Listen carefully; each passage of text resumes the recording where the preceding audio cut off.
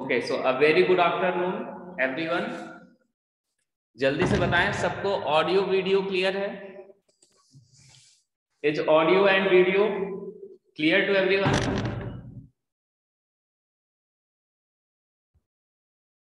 Okay,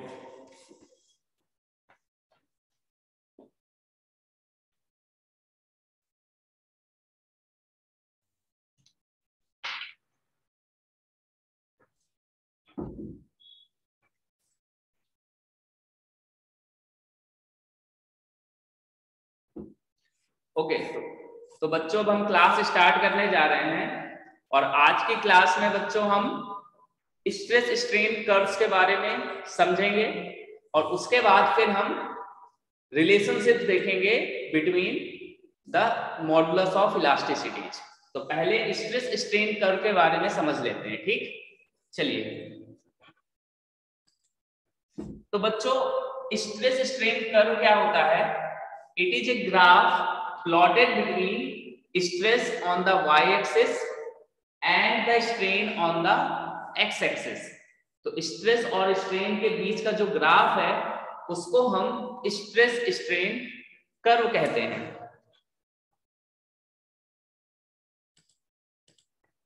okay, अब मैंने यहाँ पे देखो ढेर सारे स्ट्रेस स्ट्रेन कर्व बनाए हुए हैं for different type of materials. तो चलो स्टार्ट करते हैं आइडियल रिजिड बॉडी से। तो बच्चों एक आइडियल रिजिड बॉडी ऐसी बॉडी होती है कि उसमें आप कितना भी फोर्स लगा लो लेकिन उनमें कभी भी डिफॉर्मेशन नहीं होता था। और चूंकि उनमें डिफॉर्मेशन जीरो होता है आइडियल रिजिड बॉडीज में, इसलिए आइडियल रिजिड बॉडीज में बच्चों स्ट्रेन हमेशा कैसा रहता है? जीरो रहता है। स्ट्रेस तो आएगी अंदर बट स्ट्रेन नहीं आएगा। तो इसलिए अगर हम ग्राफ बनाएंगे आइडियल रिजिड बॉडी का तो बच्चों स्ट्रेन जीरो किस पॉइंट पे होगा? तो देख रहे हो इस स्ट्रेस वाली एक्सिस पे, स्ट्रेस वाली एक्सिस के हर पॉइंट पर स्ट्रेन की वैल्यू क्या है? जीरो है।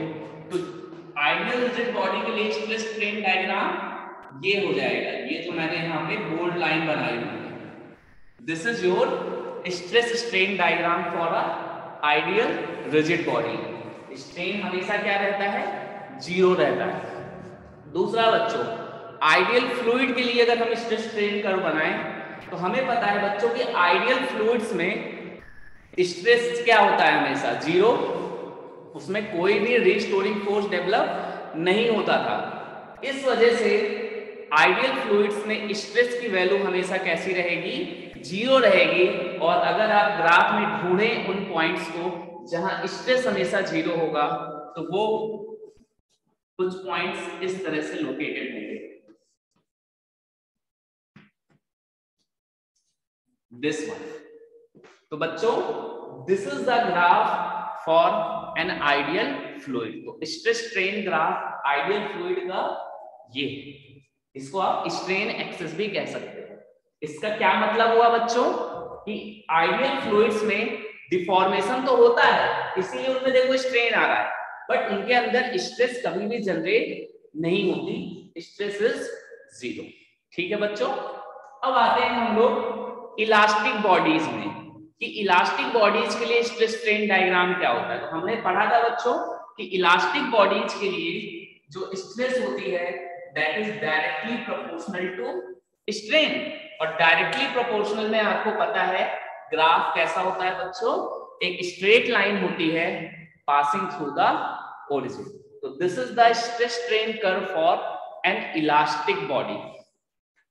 यहां पे अगर आप इस डायग्राम को देखो बच्चों तो ये एक ऐसी बॉडी है जो एक पर्टिकुलर स्ट्रेस के बाद उसमें परमानेंट स्ट्रेन प्रोड्यूस होने लगता है। मतलब सपोज दैट इस पॉइंट की जो वैल्यू है let's say that is 2 Newton पर मीटर स्क्वायर।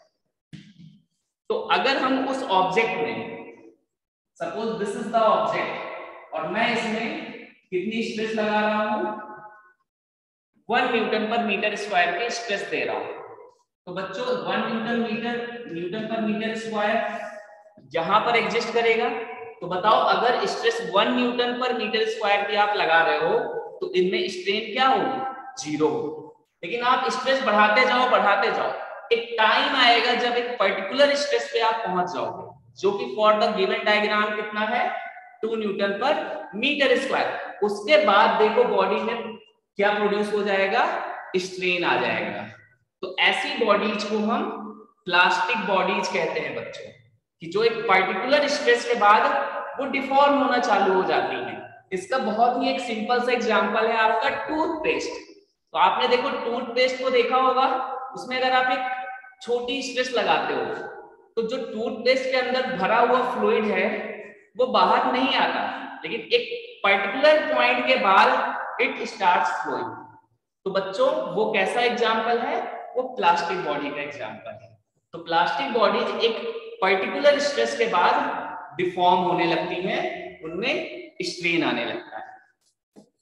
अब बच्चों अगला जो ग्राफ है वो है इलास्टोप्लास्टिक बॉडी के लिए।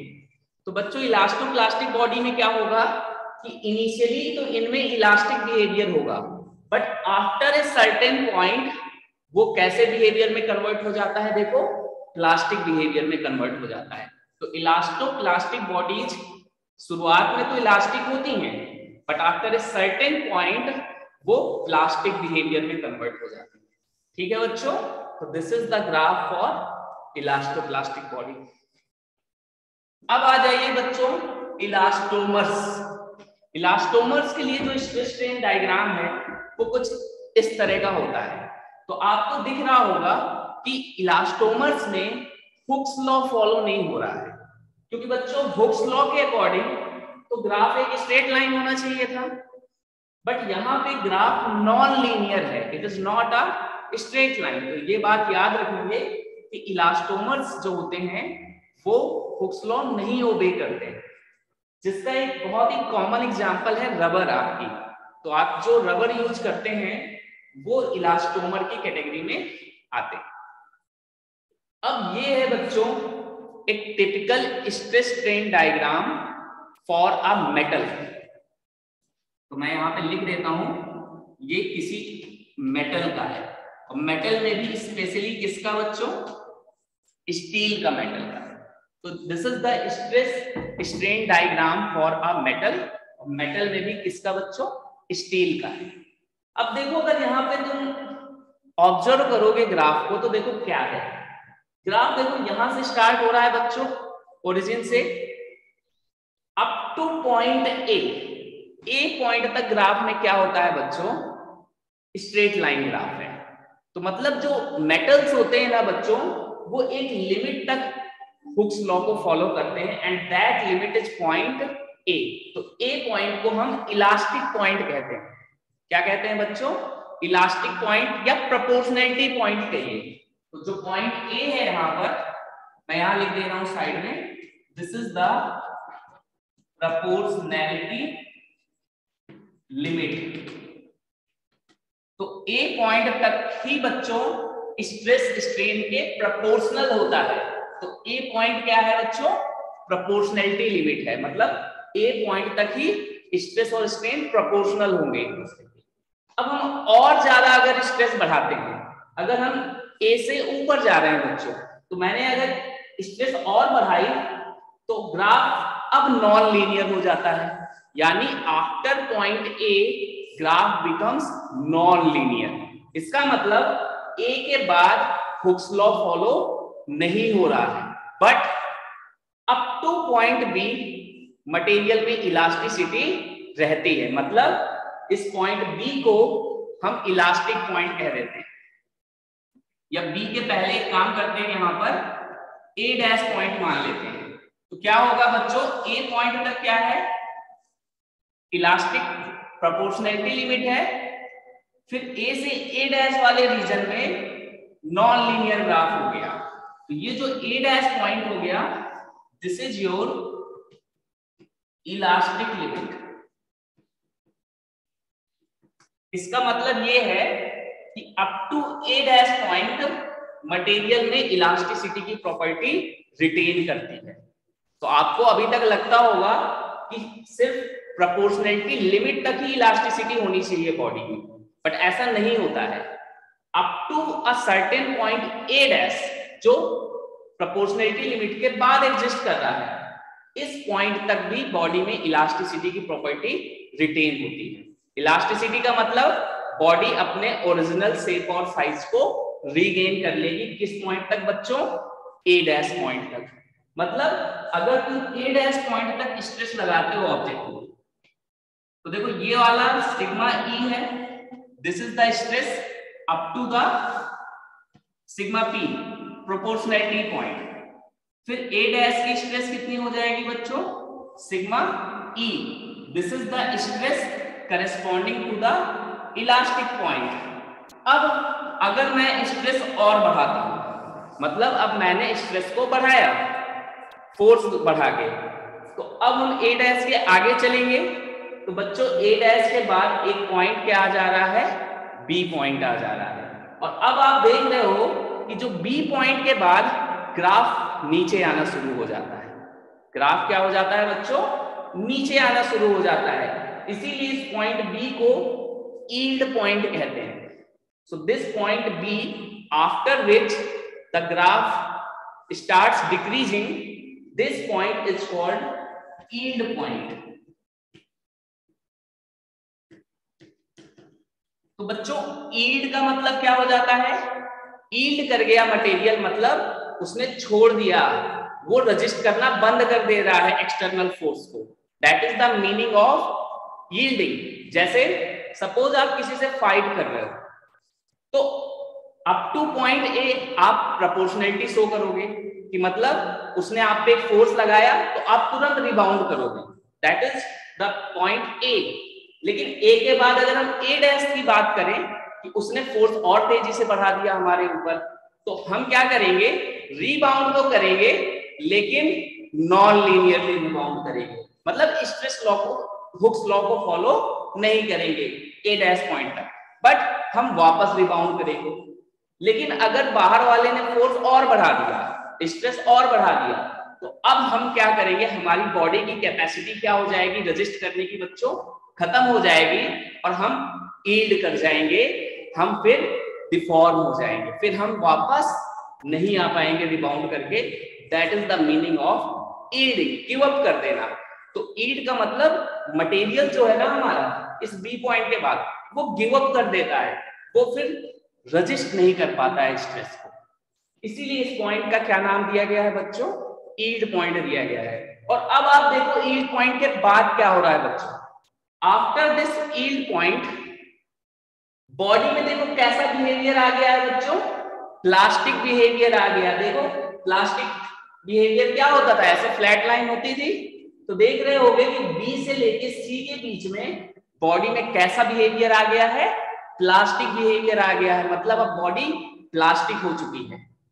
अप टू ए डैश वो इलास्टिक है, बट स्ट्रेस अगर हम बढ़ाते जा रहे हैं, एक टाइम आएगा उस बॉडी में प्लास्टिसिटी डेवलप हो जाएगी, and this is the plastic zone. और प्लास्टिक जोन का मतलब ये है बच्चों कि स्टील का एग्जांपल लो, तो आप स्टील को स्ट्रेच कर रहे हो फोर्स लगा के, स्ट्रेस लगा के, तो एक लिमिट तक तो उसमें इलास्टिसिटी का बिहेवियर रहेगा, वो वापस रिबाउंड करेगी, it regain its shape and size.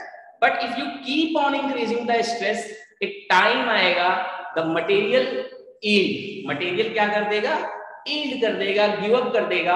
और फिर आप उसके बाद अगर उसको स्ट्रेच कर रहे हो, तो देखोगे कि वो डिफॉर्म होता चला जाएगा लाइक ए प्लास्टिक। और फिर आप अगर छोड़ोगे तो वो वापस अपने ओरिजिनल शेप और साइज को रीगेन नहीं कर पाएगा। ये बात आप सबने ऑब्जर्व की होगी। तो this is the plastic zone. एक टाइम आता है बच्चों कि मटेरियल यील्ड तो करता जा रहा है प्लास्टिक जोन में, लेकिन इस पॉइंट सी के बाद, तो देखो एक पॉइंट सी आया है, इसके बाद फिर से देखो मटेरियल में स्ट्रेस बढ़ना स्टार्ट होगी। अगर आप प्लास्टिक जोन में देखो बच्चों, तो in this whole plastic zone जो स्ट्रेस है मटेरियल के अंदर, वो क्या रह रही है? ऑलमोस्ट कांस्टेंट रह रही है। मतलब मटेरियल के अंदर स्ट्रेस बढ़ नहीं रही है। लेकिन आफ्टर दिस पॉइंट सी, इस सी पॉइंट के बाद देखोगे बच्चों, फिर से मटेरियल के अंदर क्या जनरेट होने लगेगी? स्ट्रेस बढ़ने लगेगी। और स्ट्रेस बढ़ने का मतलब क्या है बच्चों? उसके अंदर फिर से रिस्टोरिंग फोर्स डेवलप होने लगेगा। तो देखो ये कुछ उसी प्रकार से है कि सपोज आप फाइट कर रहे हो तो आपने गिव अप कर दिया बीच में, आप डिफॉर्म होने लगे कि मतलब जो दूसरा है आपको फोर्स लगा रहा है और आप डिफॉर्म करते जा रहे हो, आप रिबाउंड नहीं कर पा रहे हो, वो आपकी प्लास्टिक स्टेज है। लेकिन क्या होगा, आप थोड़ा देर डिफॉर्म होगे, उसके बाद फिर अपनी एनर्जी को क्या करोगे, रीगेन करोगे। आप क्योंकि थोड़ा देर मार खा लिए, आपने उतने समय में अपनी एनर्जी को रीगेन कर लिया, तो फिर आप क्या करने लगोगे, रिस्टोरिंग फोर्स लगाने लगोगे। और जैसे ही आप फिर से रिस्टोरिंग फोर्स बढ़ाओगे, स्ट्रेस ऑटोमेटिकली बॉडी के अंदर बढ़ने लगेगी। क्यों? क्योंकि बच्चों स्ट्रेस क्या होता है, रिस्टोरिंग फोर्स अपॉन एरिया। तो मतलब आपने अगर रिस्टोरिंग फोर्स बढ़ाना शुरू कर दिया तो बॉडी में आपके स्ट्रेस भी बढ़ने लगेगा। तो मतलब after this point C body फिर से फाइट करने लगती है उस एक्सटर्नल फोर्स के अगेंस्ट में और एक स्ट्रेस बढ़ने लगती है बॉडी में। एक टाइम आएगा कि बॉडी अपनी मैक्सिमम कैपेसिटी पे पहुंच चुकी होगी और वो पॉइंट है डी का पॉइंट। इसीलिए इस डी पॉइंट को बच्चों अल्टीमेट स्ट्रेंथ पॉइंट कहा जाता है। क्यों? क्योंकि देखो डी पॉइंट के लिए जो स्ट्रेस है ना बच्चों, वो मैक्सिमम स्ट्रेस है जो उस बॉडी में डेवलप हो सकती है। इससे ज्यादा स्ट्रेस वो बॉडी अपने अंदर डेवलप नहीं कर सकती है। That is the ultimate strength point. और बच्चों इस डी के बाद अगर आप फोर्स बढ़ा रहे हो तो बॉडी में फिर अचानक स्ट्रेस का डिक्रीमेंट हो जाएगा और अल्टीमेटली इस ई पॉइंट पे पहुंचने के बाद बॉडी में फ्रैक्चर हो जाएगा। And this E point is called the fracture point. तो देखो ये इसको फिर से समझते हैं, इस डी के आगे की स्टोरी क्या है, तो फिर से रिवाइज करते हैं। तो शुरू में आपके अंदर इलास्टिसिटी है, वो फोर्स सामने वाला आप पे बढ़ा रहा है, आप भी रिबाउंड करके जा रहे हो। एक टाइम आएगा आप गिव अप कर दोगे, वो है एंड पॉइंट। उसके बाद आप डिफॉर्म होते रहोगे, आप रजिस्ट नहीं करोगे, आप रुक जाओगे। कुछ समय के बाद सी पॉइंट के बाद आप फिर से रीगेन करोगे अपनी एनर्जी को, फिर से रिस्टोरिंग फोर्स को बढ़ाओगे, जिसकी वजह से फिर से स्ट्रेस क्या हो जाएगा, बढ़ने लगेगा। बट बात तो ये है बच्चों कि हम तो पहले ही थक चुके हैं लड़ाई करते हुए इतना ज्यादा। हाँ, हमने इंस्टेंटली कुछ एनर्जी रीगेन की सी पॉइंट के बाद, बट पहले जैसे तो रहेगा नहीं। तो हम क्या करेंगे, पूरी एनर्जी लगा के फाइट करेंगे और हम अपनी मैक्सिमम स्ट्रेंथ पे पहुंच जाएंगे, जो पॉइंट क्या है, डी। और आपको पता है कि अगर हम एक बार में अपनी मैक्सिमम स्ट्रेंथ लगा देंगे तो उसके बाद फिर हमारे अंदर कोई भी एनर्जी बचेगी नहीं। इसलिए देखो डी पॉइंट के बाद सडनली जो बॉडी में स्ट्रेस है वो कम होने लगता है। क्यों? क्योंकि after reaching the maximum point आपके अंदर जो रिस्टोरिंग फोर्स है वो डिक्रीज होने लगेगा। इस वजह से स्ट्रेस भी क्या हो जाएगी, डिक्रीज हो जाएगी। और एक टाइम आएगा फाइनली वो मटेरियल टूट जाएगा। तो अगर आप एक स्टील की रॉड को खींच रहे हो तो इस ई पॉइंट पे पहुंचने के बाद उसमें फ्रैक्चर हो जाएगा, इट विल ब्रेक डाउन और आप क्या कर जाओगे, फाइट में कोलैप्स हो जाओगे and you will lose the fight. तो ये है बच्चों एक मटेरियल कैसे फाइट करता है अगेंस्ट एन एक्सटर्नल फोर्स, वो कहीं ना कहीं इस स्ट्रेस स्ट्रेन डायग्राम से आप समझ सकते हैं। ठीक, तो एक मेटल देखो कैसे बिहेव करता है against the external forces, against the strain. I hope कि आपको समझ में आया होगा कि कैसे वो पहले इलास्टिक रहता है, फिर वो ईड कर जाता है, फिर वो डिफॉर्म होने लगता है लाइक ए प्लास्टिक बॉडी, फिर वो अपनी एनर्जी रीगेन करता है, अपने मैक्सिमम स्ट्रेंथ पे पहुंचता है और फाइनली जाकर के क्या हो जाता है, उसमें फ्रैक्चर हो जाता है। आई होप कि आपको ये स्टील का या मेटल का स्ट्रेस स्ट्रेन डायग्राम समझ में आया होगा। तो बच्चों ये था हमारा पूरा स्ट्रेस स्ट्रेन कर्व का टॉपिक। आई होप कि आपको सारी चीजें समझ में आ गई होंगी, हर एक टाइप के मटेरियल के लिए कैसे कैसे स्ट्रेस स्ट्रेन डायग्राम बनता है। ठीक है बच्चों, तो अब मैं इसको इरेज करने जा रहा हूं। आपको अगर स्क्रीनशॉट लेना है तो you can take the screenshot. ठीक है, अब बच्चों हम फाइनल स्टेज में पहुंच रहे हैं अपने चैप्टर के, and the final stage is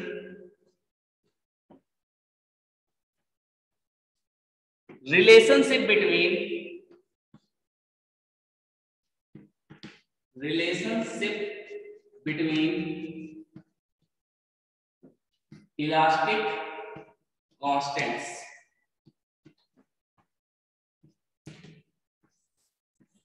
तो अब हम फाइनली क्या चीज समझने जा रहे हैं कि इलास्टिक कांस्टेंट्स में रिलेशनशिप क्या होती है।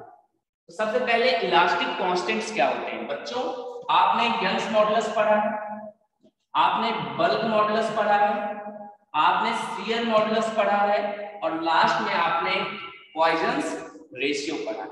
बच्चों इन्हीं चारों को हम मिला के इलास्टिक कांस्टेंट कहते हैं। तो सबसे पहली चीज आएगा क्वेश्चन कि कितने इलास्टिक कांस्टेंट्स होते हैं, तो आप बोलेंगे there are 4 type of elastic constants और ये सभी प्रॉपर्टी किसकी होती है, मटेरियल की प्रॉपर्टी। तो Young's modulus, bulk modulus, shear modulus और Poisson's ratio, these all are the property of material.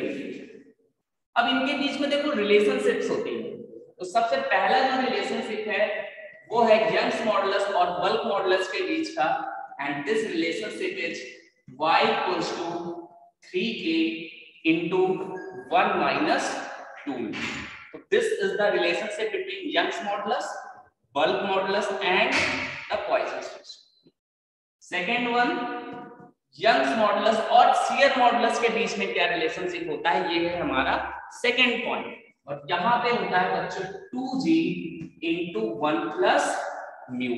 तो यहाँ 3k था, यहाँ 2g है, यहाँ माइनस था और यहाँ पे plus. This is the relationship between Young's modulus, shear modulus and the Poisson's ratio. Third relationship है बच्चों 9/y equals to 3/g plus 1/k। तो ये जो थर्ड रिलेशनशिप है बच्चों, ये यंग्स मॉडुलस, शियर मॉडुलस और बल्क मॉडुलस के बीच का, यहाँ पे पॉइजन्स रेशियो शामिल नहीं, ये बात आपको ध्यान रखना। और बच्चों अब लास्ट रिलेशनशिप आ गया, and the last relationship is mu equals to 3k minus 2g divided by 6k plus 2g।